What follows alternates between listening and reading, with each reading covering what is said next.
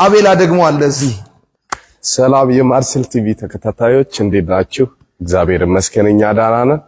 እንግዲህ ከተወደደው ከአገልጋይ ዮናታን አክሊሉ ጋር ልንገለገል እድል ስላገኘን እናመሰግናለን። በጣም ደስ ይለናል። ጌታ ይባረክ። በዚህ ከዚምባብዌ ኤምባሲ አለፍ ብሎ በቡርማ ማክዶናልድ ፊት ለፊት ላይ የቻይና ሞል አለ። በዛ ጎን ላይ ያለ አዳራሽ ነው እና ያለ በቂ ፓርኪንግ አለ። በቂ የሆነ ሰፊ ቦታ ነው ያለ።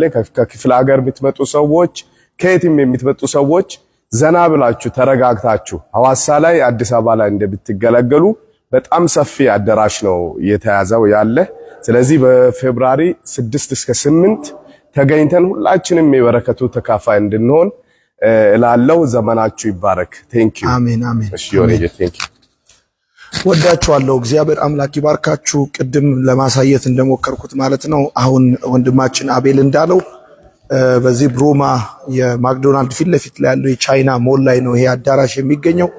በማርሴል ሪቫይቫል ኮንፈረንስ ጆሃንስበርግ በሶስቱ ቀን ስለ ሪቫይቫል እንማራለን፣ እንጸልያለን፣ ለመንፈስ ቅዱስ ሙላት፣ ለነጻ መውጣት እና ለሰዎች መፈወስ እንደዚሁ መዳን የምንጸልይበት ጊዜ ይሆናል። እንደዚህ ያለ ደግሞ እንዳልኳችሁ እንደዚህ ያለ የመኪና ማቆሚያ ፓርኪንግ አለ።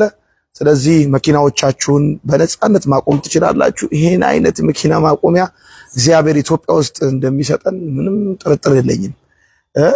እንዴት እንደሚያምር እንደዚህ አይነት የመኪና ማቆሚያ በጣም ነው የሚያምረውና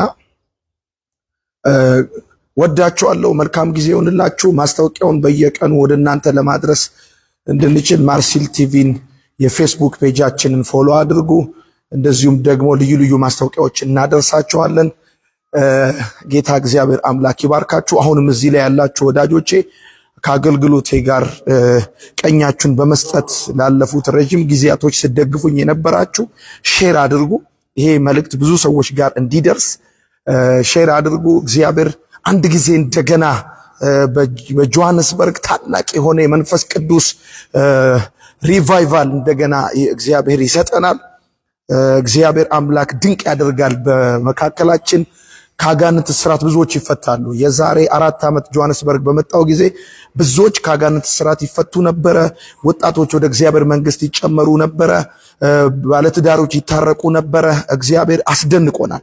ዛሬም ደግሞ እንደገና እግዚአብሔር በድንቅ ሁኔታ በመካከላችን በኃይል ይገለጣል፣ ይሰራል።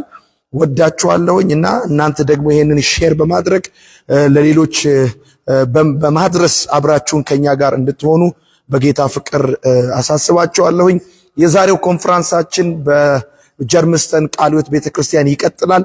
የሚቀጥለው ሳምንት ነው። በዚህ ፌብሩዋሪ 6፣ 7፣ 8 አርብ፣ ቅዳሜ፣ እሁድ ምሽት ላይ ፕሮግራማችን የሚደረገው። መልካም ጊዜ ይሁንላችሁ። ወዳችኋለሁ።